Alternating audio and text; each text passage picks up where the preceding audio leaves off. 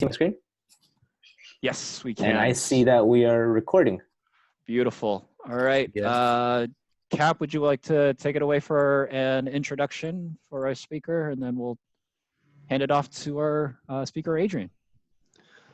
Actually, I'll leave it up to Adrian to kind of talk about himself. A lot of you may know Adrian. He was here relatively a short while ago, and he was the president of the research group. He's done a lot of stuff with Skyline. He's supported Skyline when he was at State. And then, Adrian, I'll leave it for you to kind of go after that. And actually, everyone, Adrian's mom is actually going to be working in our division office. Hi, Mom. So if you see her, you can always say hi to her and then say hi to Adrian through her. I think this is the first time I've said hi, Mom, on like something live, and she's watching. Hi. Hi, Negrito. Hi. Okay, so I guess I can get started then. And let me leave my video on because I find this whole Zoom presentation stuff very weird compared to live presentation. Anyways, hi guys, my name is Adrian. Today I'm going to talk to you about nuclear positioning and budding yeast, and as well as other things. So kind of like my journey through science and academia and that kind of stuff. So yeah, who am I? I'm going to go through, like I said, background, academic journey, my research journey, what I'm currently doing right now, and the future directions that hopefully will be coming once the world's back to normal. But yeah, I was born July 25th, 1994 in Stanford. My parents lived in Nicaragua, and they came over here so I could be born in a lovely Stanford Lucille Packard's Children's Hospital. Once, like, I think I was like 2 months or something old. Those questions can go to my mom. We went back to Nicaragua, where I lived for several years until we moved back to America in 2000, where we kind of like moved around a lot, like through different schools and stuff. My mom actually started going to school here at Skyline and was working here. So you've probably seen me as like a little kid, just kind of running around campus and being very annoying. I did that again later as a young adult, but you know, details. But yeah, my academic journey is kind of wild and interesting. After high school, I didn't really know what I wanted to do. Like I had an idea of things I enjoyed, but the problem was I enjoyed everything. Like since I was a little kid, I would always be reading books. Like I remember I nearly passed out watching Spider-Man because I was scared of spiders. So then I just read a bunch of books on spiders to get over it. But because of this like desire to learn everything, I didn't know what it was. You know, I didn't have that one thing. Like it's like, for me, man, I just do music. That's my thing. So I decided to go to community college to take some time. It was free with financial aid. Would let me transfer afterwards and then save money and time once I was actually in 4-year. I decided to major in CS, mostly because I enjoyed programming, I enjoyed video games, and I had this notion that maybe I'd become like a game programmer or something. I don't know. But I took a lot of classes and I was, I think, very lost. And I think that's kind of a common thing that happens in community college. Like I love community college and I will always vouch for it and tell people that they should consider it. But I think definitely, even with some of the guidance I had, I didn't really still know what I wanted to do. I didn't know where I wanted to go. And that kind of even continued to when I finished my degree, because it was time to apply and I hadn't really given it much consideration, to be honest. I chose computer science. And at first I was going to tag to Davis because no real reason. It was because my best friends were going there. So there's that kind of like being lost, lack of just direction that was there. Fortunately, my GPA was 0.1 too low, so I didn't even bother applying. And I just tagged to UC Santa Cruz instead, where I transferred and I was there for computer engineering and robotics for about 1.5 years. The topics were really cool. To this day, I still really enjoy it and I read on it, but it was a completely different world being at a UC compared to at a community college. The classes were huge.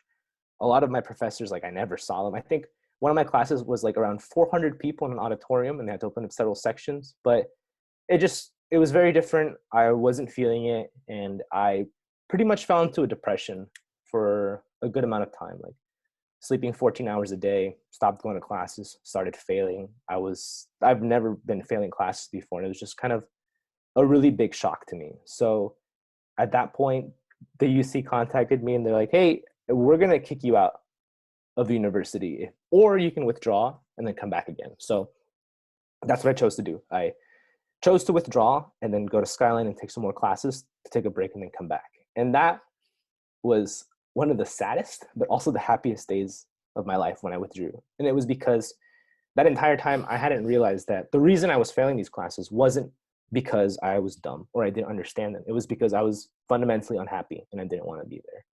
But luckily, when I came back to Skyline, it was something I knew. It was something I was comfortable with. I knew the faculty there. I knew everyone, and just kind of gave me a good place to reset. And I started talking to different professors, which is at what point I decided, like, oh, let me give this independent research thing a shot. I actually remember I was talking to Stephen Fredericks, and he's like, oh, you know who you should talk to for research? You should talk to Dr. Cap. And I was like, okay, who's Dr. Cap? He's like, oh, come on, we'll go. So Stephen introduced me to Dr. Cap, and we got started with independent research there. And then pretty much from there, it was a series of meetings with different people who had very big impacts in my life that kind of started guiding me on this journey. And I think one of the biggest things that happened was attending a Science in Action talk. I think it was my cousin Josh. You guys probably know Joshua Walters. He's amazing. He's like, oh, come to this Science in Action talk. It's going to be really cool. I don't really remember what that talk was about that day, but I met Dr. Weinstein, and he's like, hey, you have some really good questions. I think you'd be really good for Bridges program. And me, having just pretty much failed every single course at UC Santa Cruz and dropped out, like with a 1 point something GPA, I'm like, all right, you want me? Are you sure? And he's like, yeah, whatever. So I applied for that, and it was just pretty much the best decision of my life.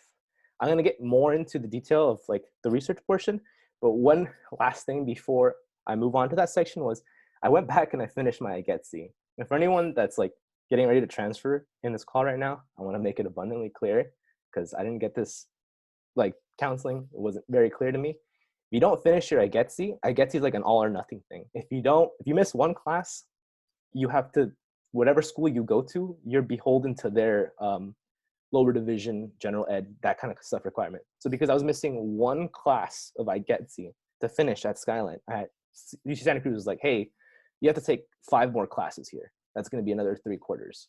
So be careful. Just, I want to throw that out so other people don't go through that pain.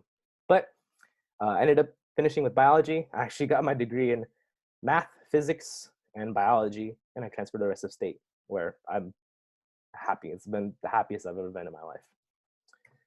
But so moving on to my research journey, as I stated, I started with Dr. Cap doing independent research, ended up presenting at the Stanford Honors Symposium, and that was probably I think it was my first presentation.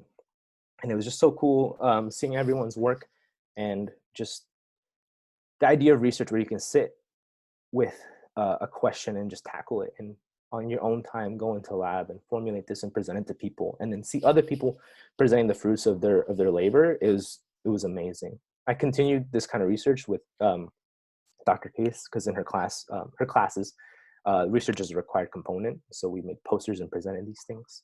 And through Dr. Weinstein, I got into the Bridges internship, which was a summer research program at SF State. And at this point, I was like, I'm doing biology, but after this, I'm going to go back to like UC. I'm going to try applying to UC Davis or something, because I need to go to UC. It's like, there's that idea. It's like, you have to go to like a top name school or something like that like it's necessary. But after that summer research program, I realized, no, I kind of want to go to SF State. I really like the faculty there. And it was an environment in which I felt happy. And that was probably one of the best choices I've made, because I stopped thinking of like where I'm at in terms of its name, and instead of being, what can I get from here? Because it's you have to put in, but you also have to get back from it. So you could be at Harvard, you could be at Yale, you could be anywhere, you could be at a top university, but if you're not happy and you're not functioning to the best that you can be, you're wasting your time. It's useless. So I was like, I'm going to go to SF State because I like it there. I feel comfortable there and I feel supported. And after I graduated, I went into SF State, and then I started doing, it went from a guided summer program to an independent summer program. And I studied disease ecology. So if you guys have heard of Lyme disease, it's a tick-borne illness spread by ticks. We were in a disease ecology lab, and I did my research there for the summer and plus some couple of months. And then I eventually actually got to attend a national conference at Abercams and present. So this poster you see over here at the very top, that's the poster I ended up presenting. And it was the first time I went to a national conference and I presented my work, and it was crazy. It was super exciting being surrounded by so many different people, not only students, but like PhDs, postdocs, people in industry, just talking to everyone. It was a blast. And I wasn't very satisfied with my research. There were a lot of hiccups, and hiccups happen a lot in research. But I was like, oh, my research is not that good. But then when it was time for the awards, I kept waiting for my name to come up because I expected it to come up and it didn't. And that was probably the moment where I was like, okay, I have to come back and I have to win this, because it hurt a lot more than I thought it would. Be like, it's fine. I didn't win. But I was like, no, I want this. So then after I left that summer program, I actually ended up meeting my current PI at this meeting I attended literally just because my friend said there was pizza there. So I showed up and I was like, oh, there's pizza. And I ended up meeting him, talking about microfluidics. He invited me to the center, invited me to the lab, and then just rest is history. This poster over here at the very bottom, I don't really like this color scheme. It's just, I hate working with PowerPoint, and it took me a long time to just even make this template. So that's what it looks like. But I presented this at SACNAS, Hawaii, Waikiki, beautiful, beautiful place. And I actually won a national award. The funny thing here was I wasn't actually there to receive the award because I had too much condensed milk the night before, and I woke up throwing up and severely sick. So I had to get a text telling me that I'd won the award. But I had made it to a point where I could see that I had changed my path. I had started over in something. I had tried, I failed, and then I tried again and I succeeded. And it was really just a very fulfilling moment. So let me go in and talk to you more about like what I'm actually doing in my research. So I know it's a lot of text. Don't worry about it. It's just going to go over it really quickly. I'm studying nuclear positioning in budding yeast. So you guys might be familiar with budding yeast. It's known as baker's yeast. You can use it to brew beer. You can make bread. You can do a lot of stuff with it. There are these cute little things over here. You can see that it's like they bud off of each other, which is what the name implies.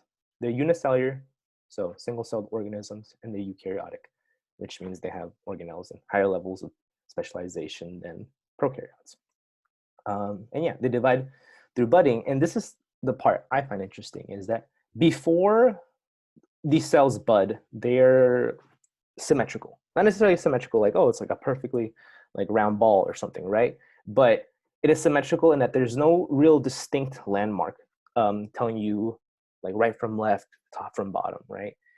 And what happens is when it needs to bud, it chooses this site through something called stochastic resonance, which sounds like a lot, but it just basically means that you have a bunch of things moving around randomly, as far as we understand, and that through positive feedback, so like through accumulation, it amplifies itself. So like there's these little polarity markers that can tell you where the budding site's going to be, but you don't have enough. They kind of end up bumping up, and they kind of, there's enough eventually that they start bringing more and more and more to itself, to the point that it finds like, okay, this is the site. So to me, that's really pretty cool, because it's a form of decision making, even if you don't think about it like, oh, what am I going to have? Am I going to have a LaCroix, or am I going to have something with flavor, something like that, like a decision. But this is a form of the cell choosing to go down a path. And you can see other instances of these in, like, say, development or cell fate specialization. Like the cell was this, and now it's something new. And the nucleus comes in here is that it's a pretty large organelle. It's in the center. And when you bud, after you have the bud site selection, you have to inherit over some of the organelles. So it actually has to physically travel through into the new bud, which is different than the idea of division that we have from like normal cell bio, where you think of, you have a cell, it kind of grows, pinches, and pulls apart, right? In this case, it kind of starts off with little small inflates, and then you transfer stuff over. And to transfer these things over, we need cytoskeletal elements, kind of like train tracks, to be able to bring things over. Now, The bud neck is a pretty small constricted space. So you have to get everything across. The nucleus has to go across the mitochondria, ER, all these different things. So it's like if you imagine you're trying to go through like a doorway, like in my room, for example, it's like if I go across, it's fine. But if like me and a couple friends try going across, one has to go first, and then I have to go, or we have to like kind of squeeze through together. So it's this idea of a spatial constraint and temporal too, because it's like we maybe don't fit at the same time, but temporally, if we take our time, we can go through. So now, if I have that door there, if I'm in front of the door, my friend probably can't get out, or he can try squeezing around.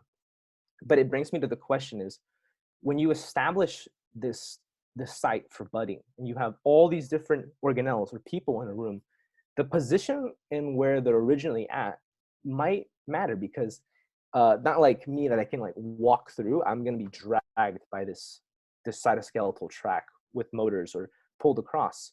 So there has to be these things set up. And if I'm blocking it, then maybe the mitochondria has to go through, can't go through. So I'm trying to see is, how does the nuclear position relate to the budding site in that model? And what I think is that the nucleus will not be found near the budding site, because it needs to leave room for other things to go across until finally the nucleus itself will cytokinese across. And by the way, that's a lot of stuff. If anyone has any questions, please let me know, or Brian, stop me if someone in chat. But yeah, that's my question and my hypothesis. And I'm going to show you the methods that I'm kind of using to look at it. This next slide has animated pictures. Try not to stare at it too much. I know it's really hard, but like I said, I'm working with yeast, and it's a special strain where I have a protein in the ER actually tagged with GFP. So for the people that aren't really familiar with cell biology, the ER is just this kind of membrane that is responsible for production of like different lipids or cholesterols, and also you can have protein production in it. And specifically, I believe I have SEC63 with this one. I can't remember which one I'm using because we had some strains die out. But basically, I have a protein that's regularly expressed throughout this membrane, tagged with something that fluoresces green, so I can see it when I shine laser light at the cell. And the cool thing here is that the ER also forms part of the nuclear envelope. So if you take a look at these images, you will see actually that there's this just circle around the cell, and that's because in yeast, the ER actually kind of coats the inside of the periphery of the cell. It's sparsely distributed throughout. And then you see that another circle inside here, and that's actually the nucleus that's being formed by it. You can't, right now, we don't have a separate protein on the nucleus to distinguish them, but you can tell because it's a smaller circle inside of a larger circle. So now what I do is I use this beautiful, very expensive microscope that I'm lucky to be able to use on a regular basis. And I do focus stack time series. So to break that down, focus stack, if any of you have ever had an MRI, you know that they kind of go like through your body or through a plane, and they're able to reconstruct these images. That's kind of what you're seeing right here. You're seeing that if I have my cell here, this beautiful cell, I'm actually focusing at different planes throughout the cell, and I'm getting all these different cross sections, which then give me an idea of its 3D shape. And I'm also taking time series, which is over Adrian, time. I got a Yes. question for you on the fluorescent microscope. Did you have to take a class in order to do that? And is that in the microscope facilities in the basement of the building, or is that in your lab? Yeah. So we have a microscope, an amazing microscope facility at SF State. We have access to spinning Yes, you discs, do. laser scanning, electron microscope, atomic force, all these things, and it's run by Annette Chan, who's an amazing person. I had to be trained on the microscope, so it's a 2-day training. I go in, she teaches me the basics of like microscopy, and then it shows me how to do stuff. And the next day, I bring my sample in, and she walks me through it. I sign a paper, say, I'm not gonna like destroy this microscope, and then now I have free access to it. So I get a key, I sign up online, say like, oh, Adrian, I need time here, and then I go in for the microscope, which is amazing because students can just plan your week. You put your time in, and then you go in, and it's like the microscope's yours. And then if you have any questions, you email Annette, she comes over and she helps you. It's fantastic. It's just, you're supported at every step of the way. So not a No, specific that's a great class. facility to have there. Yeah, you're Mhm. lucky.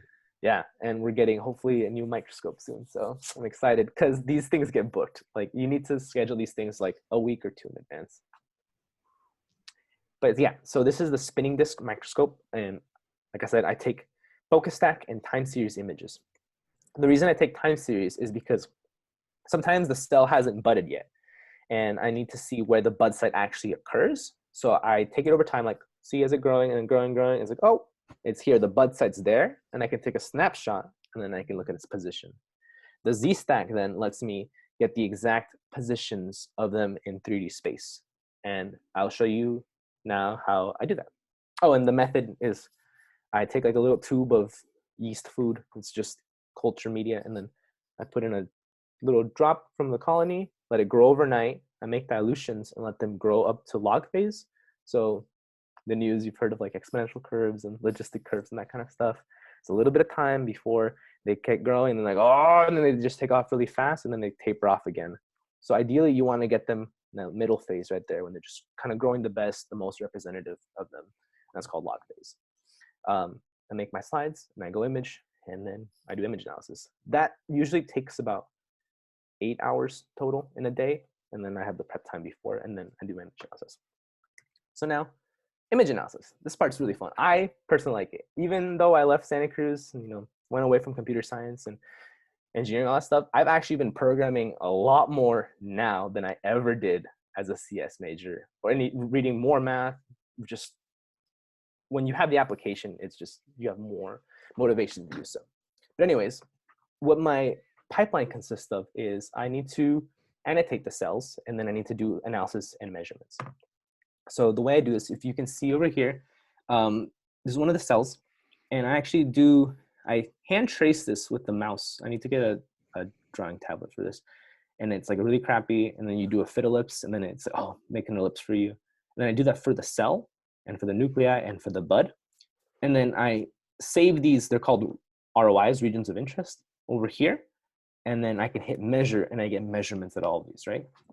So you can see over here, I have area, X and Y, so the centers of these ellipses. Because it's an ellipse, you have major and minor axes, and you have an angle of their orientation in space. And then the Z-slice is I dropped the ball, so I'm just gonna use this. The position in Z space where you're at. So if I wanna find the center of this cell, it's like, oh, it's here. Because when I trace the circle, I wanna find it at the center. So what I do is I just look at it, and I see when it gets wide, and then it gets small again, that inflection point where it's like changing, that's the center. And that's where I track the center for the cell, the center for the nuclei, and the center for the bud. And then as you can see on the right, I have a Jupyter notebook where I take and I clean this data because this is done Fiji, Fiji is just ImageJ. It's a image analysis platform. It's great. Everyone uses it, but it's also horrendous to use sometimes.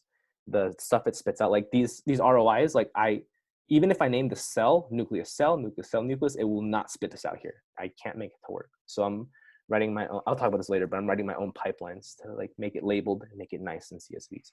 But ultimately now is I have area information, but more importantly, I have X, Y, and Z information. And I have a set of these points in 3D space for the cells and for the nuclei and for the bud site.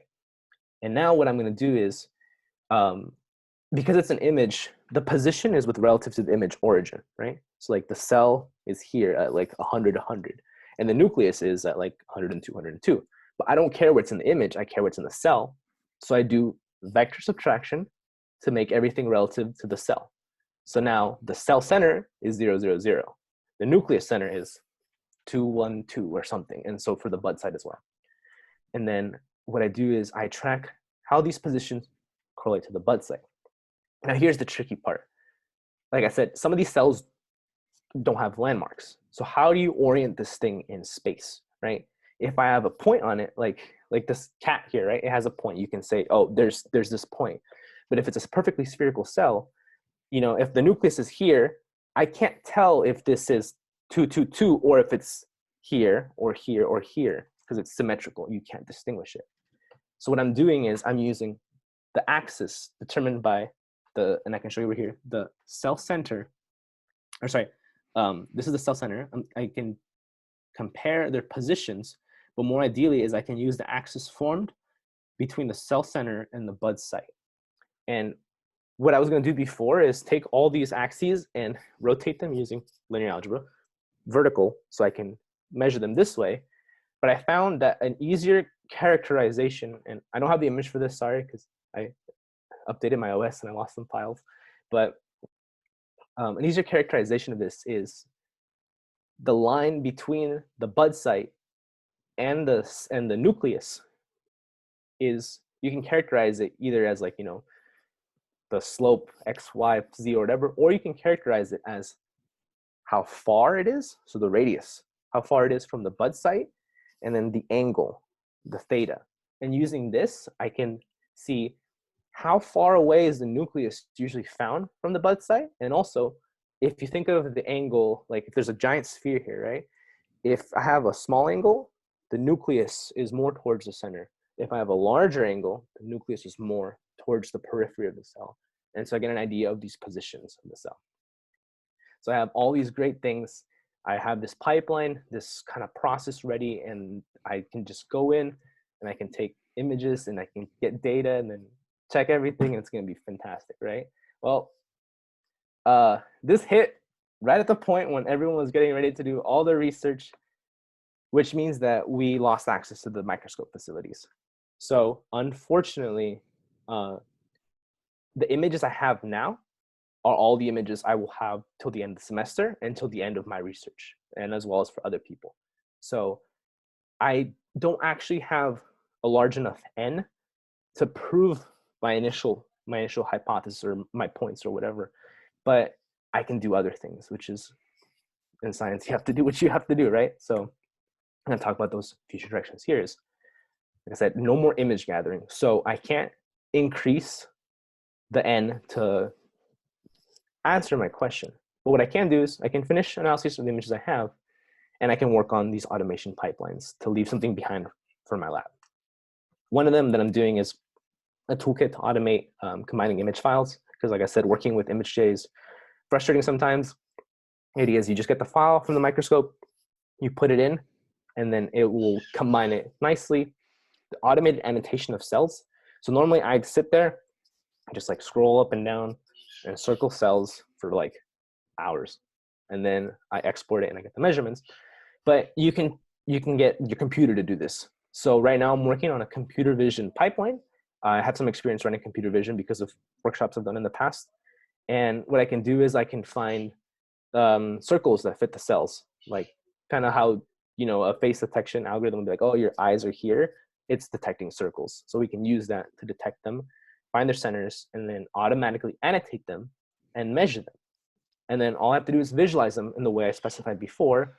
So then what this allows you to do is you can focus on just varying your experiment, right? Like I go in, I take 200 images or something in a week. I go in, I put it, let the script run, and then I come back out and I see a nice histogram or a graph, or whatever. I'm like, oh, this is what happened. And then I can move back to the other point, because ideally you shouldn't be focusing on trying to make the things work. Like each time, like circling the cells, anyone can circle cells, right? Like the part that you want is thinking up here is like, get it, see it, what happened? How do I change this? What do I add next? That kind of stuff. And so I'm working on these kind of things to leave behind for my lab after I leave, because unfortunately there will be no more actual research, like gathering data for this semester. And the last two things are 3D surface reconstructions. This one's actually really cool. My PI wrote an algorithm that steps through that Z stack that you saw and checks around it and makes a cloud of like the point cloud, kind of how like LiDAR does.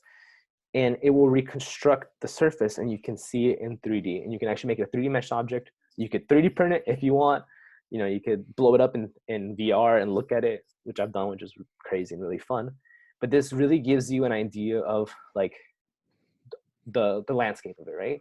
Because at the moment we're doing like physics, where you're saying assume the cell is a sphere, like assume the cow is a sphere, right? Like you're just severely reducing it. But there's a lot of different morphologies that the cell can go through, and the nucleus especially. Like if you think of the nucleus being this like ball in the center that holds like all your critical DNA and everything, it surprisingly goes through a lot of deformations. Like it's got to go through a tiny hole, and like you'll see that it kind of deforms to get across. And so seeing how that surface changes is really important for things like DNA damage, cancer, and all these different things. And the last part is analyzing the mitochondria and the ER. So in these images, I also have the mitochondria label. It's in a red color. I didn't include in the images because I haven't used it yet. And the issue here is that the mitochondria and the ER are both reticulated, which means they're kind of like this like kind of crazy kind of like network kind of thing. I know in the textbooks you see mitochondria as like the bean, you know, the powerhouse of the cell, a squiggly line inside. It's not what it looks like. Or it does, but what you see in the cell is you see this beautiful kind of like Christmas tree lights network inside a cell, because the mitochondria actually line up together to join their outer membranes together to facilitate electron transport and like respiration and everything. And it's beautiful. But if I have something like the nucleus or the vacuole, peroxisome, these round things, I can look at it and be like, the sphere, XYZ, radius. That's what it is. If you look at like a string, or if I have like my cables bundled up, right? Like, how do I describe this? Where's the center of this? Is it the center of mass? How do I describe how much there is? Is it like, just look at all the intensities and that kind of stuff? The descriptions of these things become very tricky, and you have to try and think of how you want to talk about these metrics. And right now with my PI, we're thinking of looking at it in terms of like proximity, like how close are these things together? If my nucleus is here, like how closely is the mitochondria around it, or that kind of stuff. But it's tricky. It's tricky to do by hand. It's even trickier to do automatically through image detection.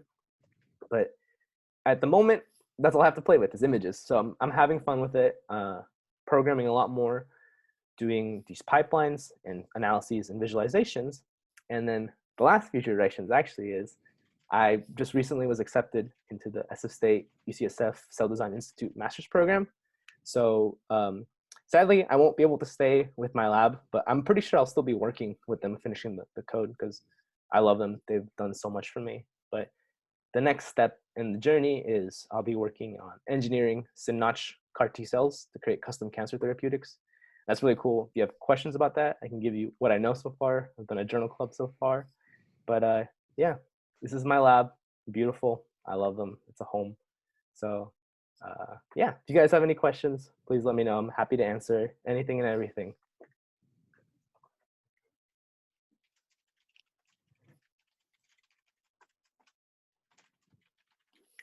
Dr. Abby, you have a question?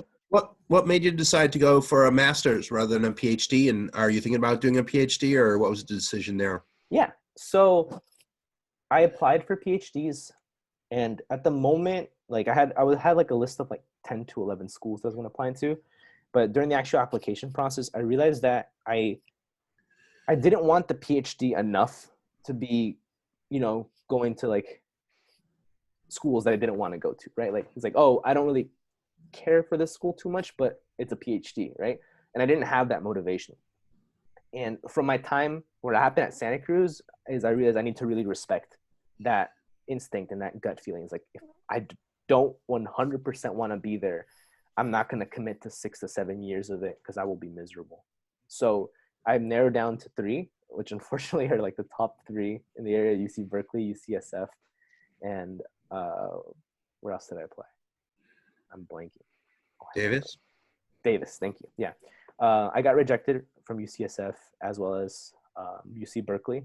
Berkeley took like until like a month ago to tell me that I was rejected, which is a very Berkeley thing.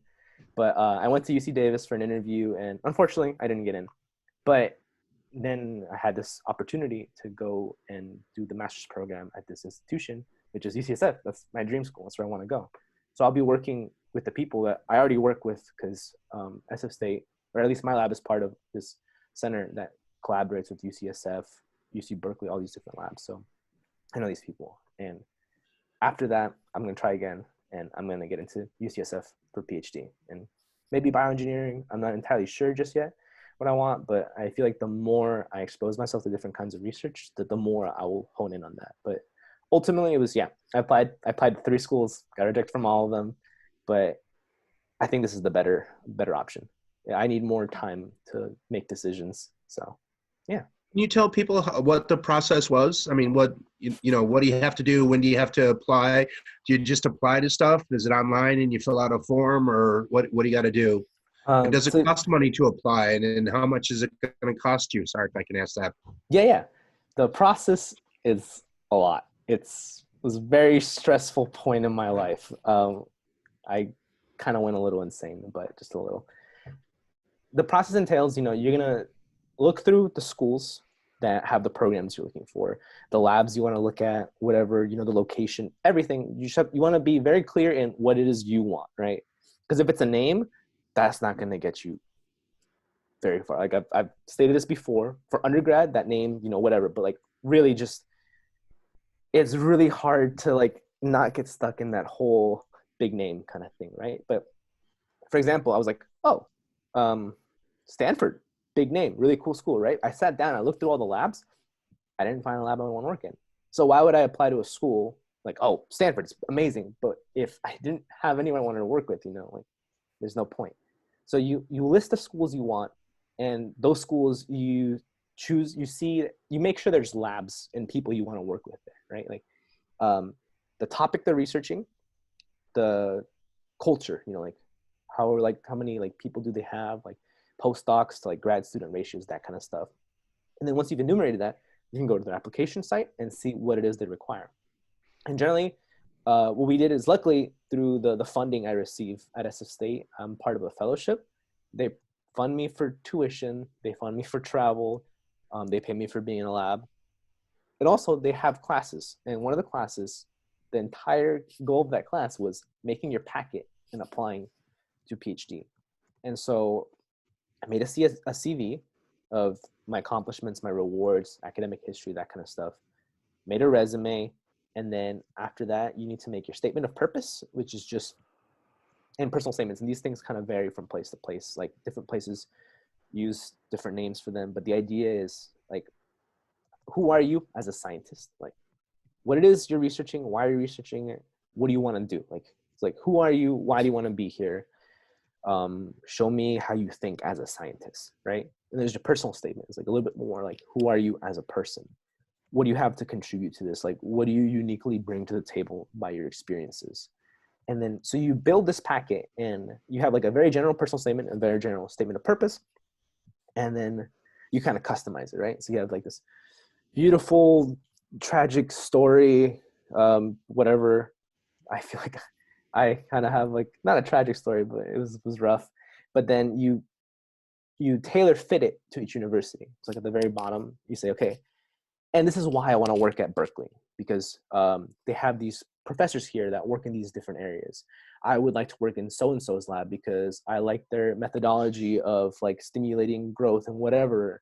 And this is why I would fit well in Berkeley and why it would help me, and then how I would help them, right? And then you just do that for your universities. You submit your transcripts. Luckily, I didn't have to submit GRE scores. GRE is a very big thing that you need to do for grad schools. Luckily, though, people are realizing that the GRE is not an accurate predictor of any kind of success at grad school whatsoever. And instead, it just has very inherent biases that all they do is favor people of like different socioeconomic or like demographic groups. And so a lot of places are getting rid of it. So if the school requires it, you take the GRE and you submit it. Otherwise, you don't. You submit your standard stuff like, forget like financial information if you need to do that. Oh, letters of recommendation. That's the big one. Yeah. One of the very, very big ones is like, you want to have at least 3 letters of recommendation from people. And something I learned is you can talk about yourself, right? And you can say things, but when another person talks about you and elaborates on these things, it's a lot more powerful. So for me particularly, I didn't want to dwell on the Santa Cruz dark days, because then they would focus on that. But if someone who's seen me from before Santa Cruz, after Santa Cruz, and then like now, they can talk about that journey, and it's more powerful from coming from them. So selecting your letter writers is really important, and asking them to focus on specific things. So like I asked my PI, obviously, because he's seen me grow as a scientist from the time I was there to like, presenting, and he can talk about that. Another letter writer I chose was Dr. Weinstein, because he was the one who chose me like to participate in Bridges program shortly after getting at Santa Cruz, and he's seen me succeed, do the program, go to SF State, get better grades, and do all these things. So he can talk about that part, and I don't have to address that negative issue that happened there. And it's just kind of like that. You're arming a very strong packet of who you are as a person. Like, let's just list your accomplishments, tell about yourself, about your research, and then your letter writers, and then of course, transcripts and GPA, but like that's already set at that point, right? There's not much more you can do about that. And then you apply. Usually it costs money, but the nice thing is if you go to these research conferences I was talking about, you go to a school's booth and you're like, hey, tell me about your school. It's like, cool, thanks, awesome. And it's like, hey, scan this code here, and you scan that code, you have a fee waiver now. You do not have to pay to apply to their program. So literally the first day I just went around, I'm like, can I scan? Please let me scan. I want to apply to your school. I don't want to pay. Like, don't pay if you don't have to pay money. It's like, there are people out there that will support you and pay for these things. So it cost me $0 to apply to any of these institutions, which is great if you're going to apply to like 10 or 11. Like I know a lot of my friends applying for med school, they don't get fee waivers. It's cost them like $1,000 or something to apply to all their schools. But yeah, build your packet, know what you want and why you want it, and communicate that clearly. And yeah, that's and cry a lot and be very stressed. A lot of people lose their minds during applications, but it's fine. Any other questions? Yeah, we have one that came up in the chat. So I'll read it directly. Congrats on the UCSF Masters. Will you be continuing your research with budding yeast with your lab still, and by extension, juggling UCSF research and SF State research? So unfortunately, I won't be continuing the research as in like data gathering. So I won't be going to the microscope. I won't be carrying out these experiments. But what I hope to do is finish these software pipelines and continue working with them. So that way I can leave that behind and I can write down my protocol, and whoever comes after me, like another undergrad or someone or another grad student, could be like, oh, this is a question that's still really cool, that still wants to be answered. And this person has left behind the process to do it, right? So now whoever comes later won't have to do all these hard steps. They literally just have to go and get pictures. And then when they get the pictures, they put it into the program and then they get the answer out. So I'm still, the SF State UCSF thing is going to be, I do my master's program at SF State. I take my classes there, my committee's there, my defense is there, everything's there, but I will be working at a UCSF lab. So I'll be commuting there, which means that as much as I would love to continue the work and help split my time, it's not reasonable. There is a very strong sensation of wanting to do everything. And when you try doing everything, you might, but you'll do it very mediocrely. And it's better to just focus on one thing and do it great. When I was transitioning between labs, I was in both of them at the same time, and I was doing neither of them very well. I was becoming very, very stressed, very sleep deprived. Do not recommend it. So I'll be focusing on UCSF because that's the next step. But like I said, I'm going to leave this behind because I love programming, I love my lab, and I just want to support them and leave documentation and proper procedures for the next person to come. So that way that my lab gets this, the PI gets it, we get publications and everything. Because then in the end, I'd still be in the publication too. So, it works out. All right. We have one more comment that came up in the chat. It just reads, your mom must be very proud of you. You have a very bright future ahead of you. It's okay to cry. Thank you. And then one more just came in. Seems like a question. Yeah. I'm just curious about becoming a scientist. Is there a certain degree you need, or do you need to actually work in a lab on a project?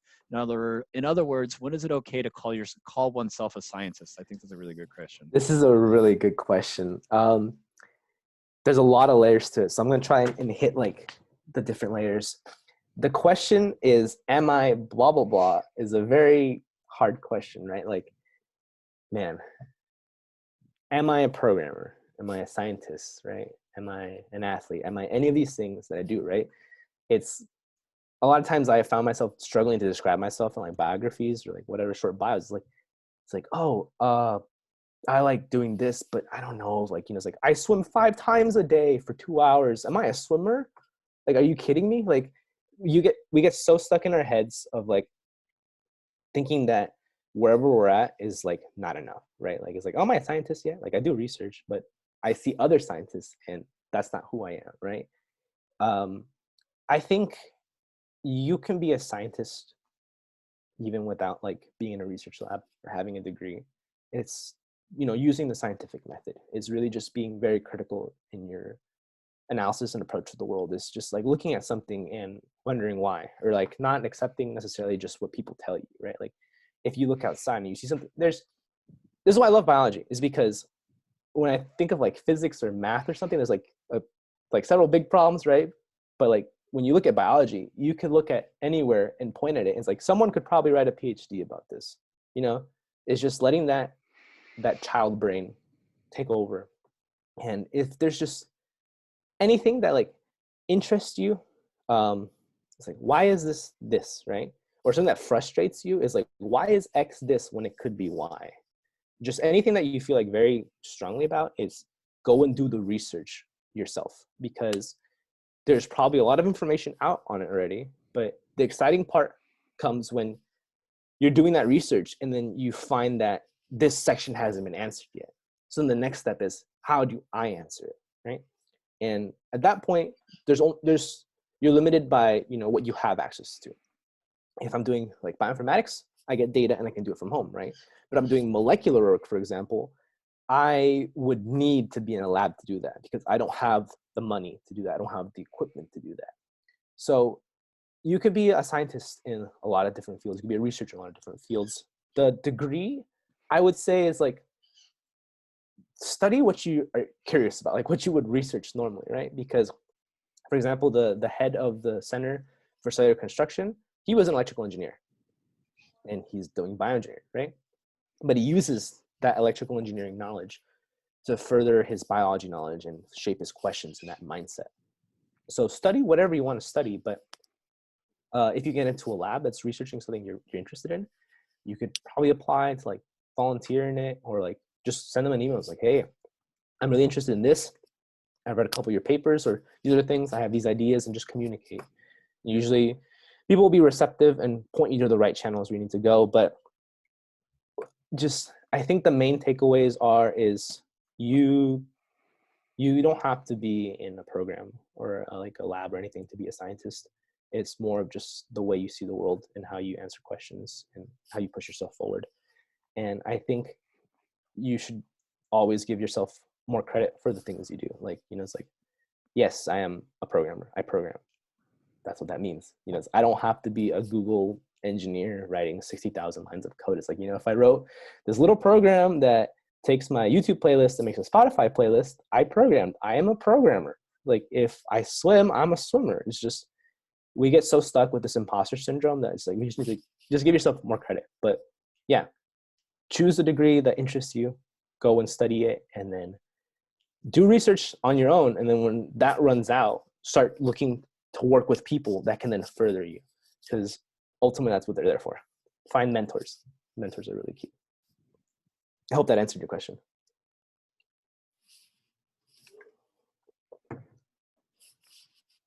All right, any other questions? Go ahead and pop it into the chat. Yeah, so the person asking about the scientist question, really appreciated the response. Got one more coming in. Thank you for telling us about your experiences. Looking back, do you have any tips for us based on everything you've done? Yeah, I have a lot of tips. Also, if you could put like my contact info, feel free to be like, hey, starting Science in Action, Mr. Pinata Man, I have this question, just send me whatever. I love talking about this stuff. Some of the biggest tips, there's a lot of tips like community college, transferring tips, just different stuff.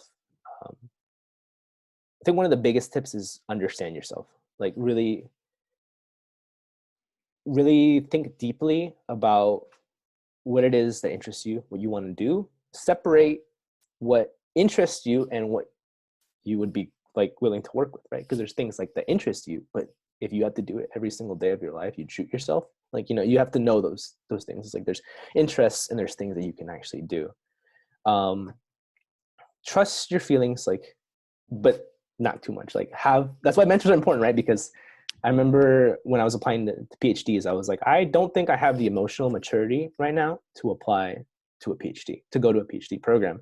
And my mentor was like, if you didn't have the maturity to question yourself, then like, it's like if you're questioning yourself, it's like, it's a sign that, you're thinking about it. So there's a difference between thinking and doubting yourself. So it's really good to have people that have gone through this already and support yourself. So get a mentor, get someone that's on your team that will bat for you, that will like, it's like, no, you're being stupid right now. It's like, you are great, like that will build you up, but also be like, hey, like kind of messed up here. It's like, how do you fix this? Right. Just assess your paths.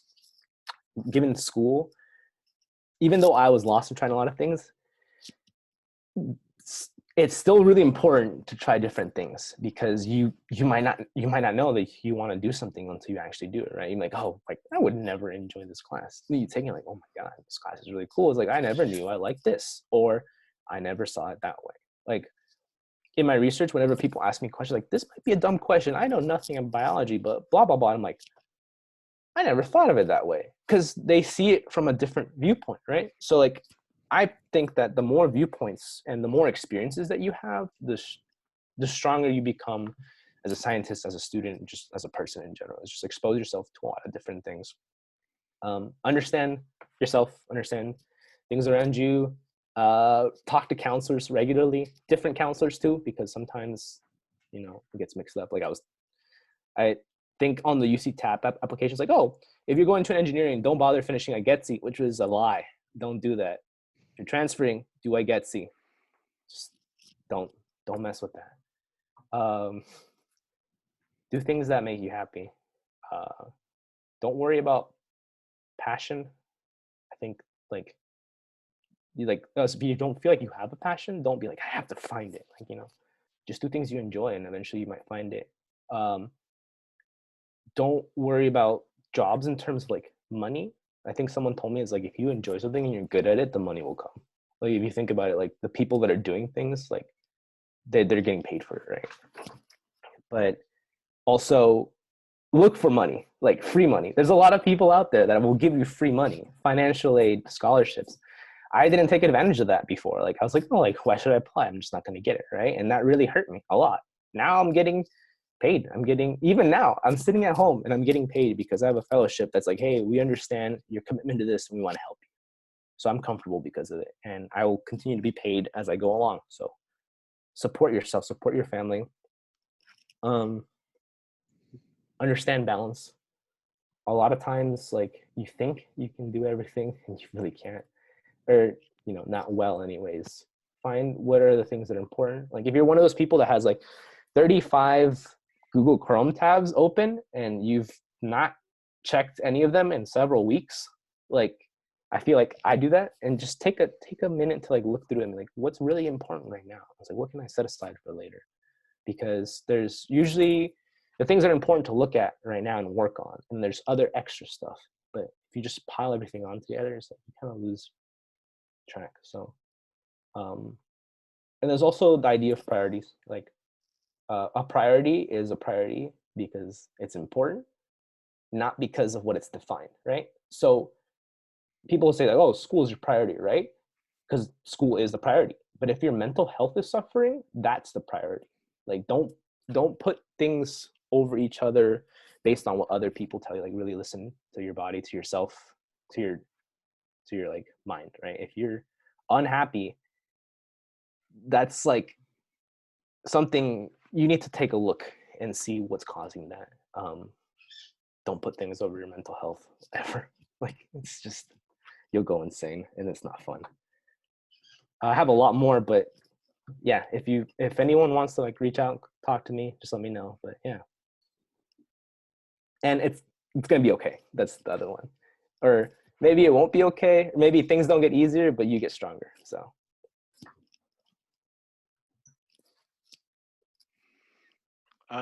Adrian, mind like putting up onto your screen like a contact info that you'd like to intake all of these questions, outreaches, requests? I can put it in the chat. Okay. Perfect. I still have My SFCCD email. Hopefully they never close it. Yeah.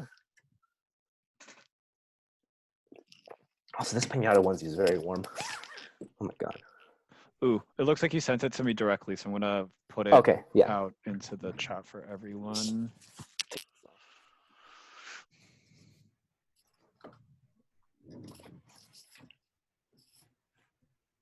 All right.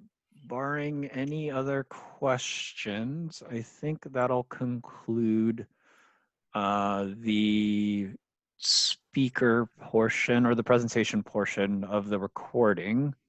If anyone wants to stick around and ask a quick question before they head out, feel free to do so. But Adrian, thank you again for taking the time and kind of giving some really great advice in terms of just being honest with yourself and taking a serious look at your own personal and educational journey. Yeah, of course. A lot of great insight. Skyline has done a lot to help me, so I always want to give and help back. And I think that part is really important is you have to, when you go on an airplane until you put the mask on, it's like put yours first before you can put others on, is a lot of times it feels like you can't do anything and you can't help other people, and it's because you're just trying to help yourself and you just feel like, it's like, oh man. But eventually things start to make sense and you start to feel like the ground under your feet again and you're able to help other people. If you can do that, I would highly suggest you do that, because it gives a lot of validation to what you've gone through. Because like if you can be from rock bottom or whatever it is for you, that point at which you thought you were going to come out, and you can make it back up, you can start helping other people. Like it's like, maybe I can't stop you from having to experience what I experienced, but I can be there or help guide you along the way, because people shouldn't have to go through that alone. It's that realization. It's just, if you can help people that come after you, help them, because then they help the next people, and then just that's how it should be. People on top take care of the people on bottom and help each other up. Absolutely. Hey Brian, who are we going to have next week? Next week, oh yes, we are excited to announce that next week we're actually going to have our very own faculty member, Brian Daniel, who is a faculty member teaching in the respiratory care program, but also professionally helps out with nearby local hospitals dealing with the COVID-19 pandemic.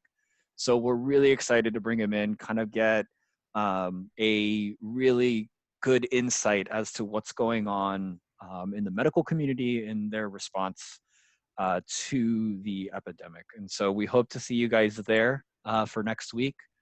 On that note, I'm going to go ahead and stop the recording because I didn't see any questions coming.